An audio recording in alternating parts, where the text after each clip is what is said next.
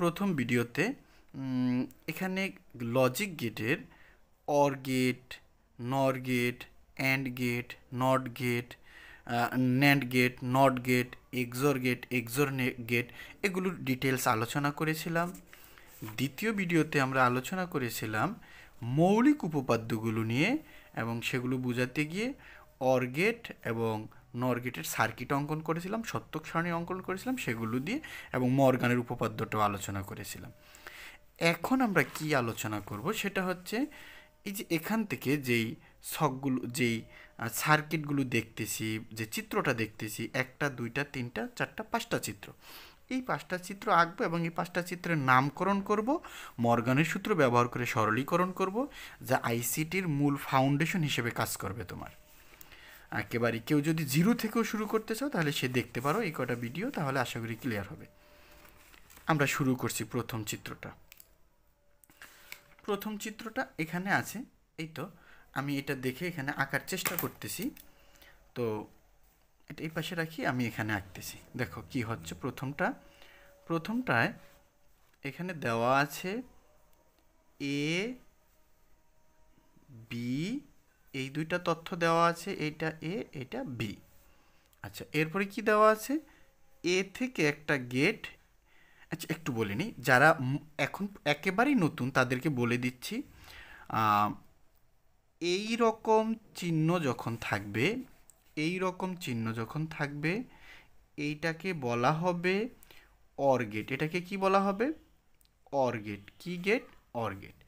এইটার এখানে এরকম দুইটা ইনপুট থাকবে, এ অর বি। এটার জন্য নামকরণ করবা এইভাবে, এ অর বি।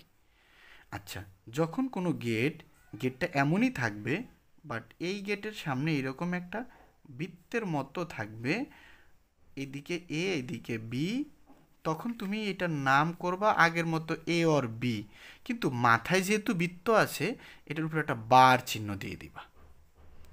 তাতে করে এটার নাম হয়ে যাবে তখন নর গেট। এরপরে কোনো গেট যদি এরকম ডি এর মতো থাকে, ডি আকৃতির থাকে, এটা এ এটা বি, তাহলে এইটা হবে এ গুণ বি, কিন্তু এখানে গুণ পড়া যাবে না, পড়তে হবে এ অ্যান্ড বি। আচ্ছা, এরপরে যদি কখনো এই ডি এর মতোই থাকে কিন্তু মাথায় একটা বৃত্তের মতো থাকে, জিরোর মতো থাকে, এ বি, তখন এইটাকে আগের মতো এ গুণ বি পড়বা, ঠিক আছে, এই বৃত্তের জন্য একটা নট দিবা, তখন এইটার নাম হয়ে যাবে ন্যান্ড। যদি কোনো গেট এমন থাকে আগের মতো অরের মতোই থাকে কিন্তু এখানে সামনে ডাবল দাগ থাকে, তাহলে তুমি বুঝবা এটা এ এটা বি, তাহলে এটার নামটা হয়ে যাবে এ প্লাসের মধ্যে বৃত্তটা থাকবে, বৃত্তের মধ্যে প্লাস, এটার নাম হবে এক্স অর গেট। কি গেট? XOR gate. যদি কখনো কোনোটা এই একইভাবে থাকে, শুধু মাথায় একটা বৃত্ত যোগ হয়, এইটা এ এটা বি, মাথায় যদি একটা বৃত্ত যোগ হয় তাহলে এটার নাম হবে এ এক্সর বি, তার হোল বার যখন দিয়ে দিবা তখন এটার নাম হবে এক্স নর গেট। কি গেট? এক্স নর গেট। এছাড়া যদি কখনো এরকম ত্রিভুজ আকৃতির থাকে, তার মাথায় এরকম বৃত্তের মতো থাকে, এইটা এ, তাহলে এই পাশে হবে এ নট, এটার নামই হচ্ছে নট গেট। এই 7টা গেটের পরিচয় যদি না জানো তাহলে তার জন্য এই বিষয়গুলোতে পা রাখা বোকার স্বর্গে বসবাস করার মতোই। সুতরাং প্রথমত এই 7টা চিহ্নের সাথে তোমাকে পরিচিত হতে হবে, এই 7টা চিত্রর সাথে নামকরণ এবং নাম এতটুকু তোমার পরিচয় থাকতে হবে। এবার আমি আমার প্রথম চিত্রটা অঙ্কন করতেছি। প্রথম চিত্রটা কি আছে, যে এখানে ত্রিভুজ দিয়া নট করে দিছে। এরপরে দেখো, একটু এখানে দেখাই, এই যে আমি প্রথম চিত্রটা নিয়ে কাজ করতেছি এখন। তাহলে এই প্রথম চিত্রটা এখানে থাকে, আমি কিভাবে আঁকি দেখো। তাহলে এ থেকে একটা দাগ গিয়ে এই চিত্রের মাধ্যমে এখানে নট হয়ে গেছে। আচ্ছা, এখন দেখো তো আমার এই যে এই পাশের চিত্র হিসেবে কোনটার সাথে মিলে? 7 নাম্বারটার সাথে। তাহলে এ তার উপরে বার, মানে এটাকে এ নট পড়ে, তাহলে এই জন্য আমি এখানে এ নট দিলাম। এরপরে দেখো তোমার কি দাগ, বি থেকে আরেকটা দাগ এটার সাথে গিয়ে এখানে একটা গেট যুক্ত হয়েছে এইভাবে। আমি এটাকে একটু নামকরণ করি, 1 2 3 4, মানে এই গেটগুলোর নামকরণ করলাম 4 5 6 7। তুমিও তোমার খাতায় এইভাবে নামকরণ করে রাখো, আমি বলবো এটা কত নাম্বারকে সমর্থন করে। আচ্ছা, এইটার মাথায় একটা বৃত্ত আছে, তাহলে বলো তো এটা কোন গেটটাকে সমর্থন করে? এটা নিঃসন্দেহে 2 নাম্বারটা, তাহলে এটার নাম হয়ে যাবে নর গেট। এই গেটটা নর গেট। তাহলে দেখো এইটার মধ্যে এ নট ঢুকছে আর এখান থেকে বি ঢুকছে, তাহলে এ নট আর বি, এই চিত্রটা মূলত যোগের মানে অরের, এই যে প্রথম এই যে অরের, মূলত অরের, তার সামনে বৃত্ত হয়েছে দিকে উপরে বার হবে, তাহলে প্রথমে মাঝখানে প্লাস মানে অর, বৃত্ত এই যে সামনে বৃত্ত আছে বিদায় তার উপরে বার। এরপরে দেখো আমার চিত্রে এ থেকে আবার একটা দাগ এই জায়গায় চলে আসছে, এটার সাথে আইসা ডি আকৃতির সেই বিষয়টাকে আবার ডি আকৃতির একটা বিষয় তৈরি করছে। তোমরা জানো যে ডি আকৃতির বিষয়টা হচ্ছে 3 নাম্বার গেট। যদি ডি আকৃতির মাথায় এরকমভাবে বৃত্ত যোগ হয় তাহলে 4 নাম্বারে চলে যেত, বৃত্ত যোগ হয়নি, এটা থেকে এটা বের হয়ে গেছে, তাহলে এটা শুধু গুণকে সমর্থন করে, মানে এই গেটের নাম অ্যান্ড গেট। আচ্ছা, তাহলে কার কার গুণ এটার মধ্যে ঢুকছে এই বিষয়টা একবার, আবার এ ঢুকছে একবার, তার মানে হচ্ছে এ বার অর বি তার হোল বার, এইটার সাথে গুণ হবে এই যে নতুন করে এ ঢুকছে এটার মধ্যে এর, তা আমি একটা ব্র্যাকেট দিয়ে দিই এটার সাথে, বুঝতে পারলা?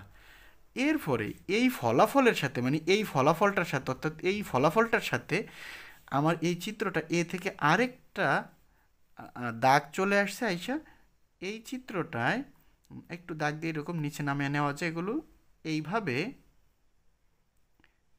একটা গেট যুক্ত হয়ে আবার তার সামনে বৃত্ত দিয়েছে, তাহলে কি বোঝায়? এটা কোন গেটটা একটু ভালো করে দেখো তো, এটা কি 2 নাম্বার গেটটা কিনা, দেখো তো নর গেট কিনা, এই যে 2 নাম্বারের গেটটা কিনা এই চিত্রটা, আর এটা কি 2 নাম্বার গেটটা কিনা ভালো করে দেখো, 2 নাম্বার গেট নর গেট। তাহলে প্রথম কথা হয়েছে এটার মধ্যে যে দুইটা হাত আইছে, এই দুইটা হাতে যে যে আছে, অর্থাৎ এ এক হাতে এইটা আছে আর এক হাতে এ আসছে, দুটোটাকে আগে যোগ করতে হবে, তার উপরে হোল বার দিতে হবে। এইটা দ্বারা অর মানে যোগকে বোঝায়, এই বৃত্তটা দ্বারা নটকে বোঝায়। তাহলে এই অংশটা দ্বারা যা বোঝায় আমি সেটা এখানে লিখতেছি স্পষ্ট করে, এ বার অর বি তার হোল বার, এটা ব্র্যাকেট দিয়েছিলাম, তার সাথে এ গুণে আছে, তারপরে অর হবে তার সাথে এই যে এ থেকে দাগ গেছে, দেখো এই যে এ থেকে দাগ গেছে এই যে এটার মধ্যে এ অর হয়েছে, মাথায় যেহেতু বৃত্ত তাহলে পুরো জিনিসটার উপর একটা বার হবে। এখন আমরা তো একটু আগের ভিডিওতে দেখে আসছিলাম মর্গানের উপপাদ্যটা, তো মর্গানের উপপাদ্যের মাধ্যমে এটার একটু আমরা সরলীকরণ করব। আসো এটা সরলীকরণটা কিভাবে করে একটু দেখো, একটু আস্তে আস্তে করে দেখতে হবে, একবার না হলে তুমি কয়েকবার এই জিনিসটাকে থামিয়ে থামিয়ে দেখবা। এই ব্র্যাকেট এ অর এ বার আমি ভাঙ্গা ভাঙ্গা বোঝানোর চেষ্টা করব। দেখো মর্গানের উপপাদ্যটা ছিল এইরকম, এখানে একটু মর্গানের উপপাদ্যটা আমি লিখি যে এ এবং বি দুইটা জিনিস যদি এরকম বার থাকে এবং অর অপারেশন মানে যোগে থাকে, তাহলে এটাকে তুমি চাইলেই বারটা পৃথক পৃথকভাবে দিতে পারবা, কিন্তু যোগের জায়গায় মাঝখানে গুণ দিতে হবে। আবার যদি দুইটা জিনিস এরকম গুণে থাকে, হোল বার থাকে, তাহলে তুমি চাইলে তাদেরকে পৃথক পৃথক বার দিতে পারবা এবং মাঝখানে তাহলে গুণের পরিবর্তে যোগ দিতে হবে। তাহলে এখানে দেখো এতটুকু অংশ কি একটা বিবেচনা করা যায়, এতটুকু অংশ একসাথে আছে আর এইটা একসাথে আছে, হ্যাঁ, তাহলে এই যে পুরাটার উপর কিন্তু একটা হোল বার আছে, এই যে হোল বার, এই হোল বারের জন্য এতটুকুকে আমি একবার বার দিব, এটারে বার দিব, তাহলে প্লাসটারে গুণ হয়ে যাবে।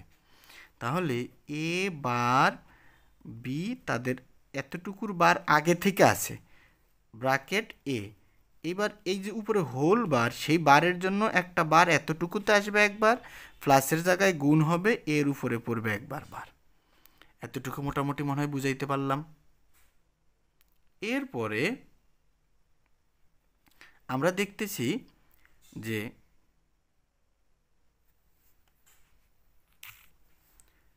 এরপরে পরের লাইনটা কি হবে, দেখো পরের লাইনে আবার এতটুকু অংশকে মানে ব্র্যাকেটের ভিতরেরটাকে একটা, এটাকে একটা ধরে মাঝখানে গুণের সম্পর্ক চিন্তা করতে পারি। তাহলে মাঝখানে যদি গুণের সম্পর্কটা চিন্তা করি তাহলে এই যে গুণের এই যে মর্গানের দ্বিতীয় সূত্রটা ব্যবহার করতে পারি। কিভাবে ব্যবহার করতে পারি, যে A B whole bar plus, অর্থাৎ গুণের জায়গায় প্লাস হবে, তারপরে এর উপরে বার পড়বে, এইটার উপরে বার। দেখো এই বারটা কিন্তু আগের সেই বারটাই দেওয়া হয়েছে, এই যে এতটুকুর উপরে যে হোল বার আছে সেই বারের জন্য নতুন করে আরেকটা বার আসবে, এইটার উপর একটা বার আসবে। আর এই যে পাশে যেই এ বার সেটাই যে ব্র্যাকেটের বাহিরে রেখে দিলাম, বুঝে বুঝে কিন্তু আগাতে হবে।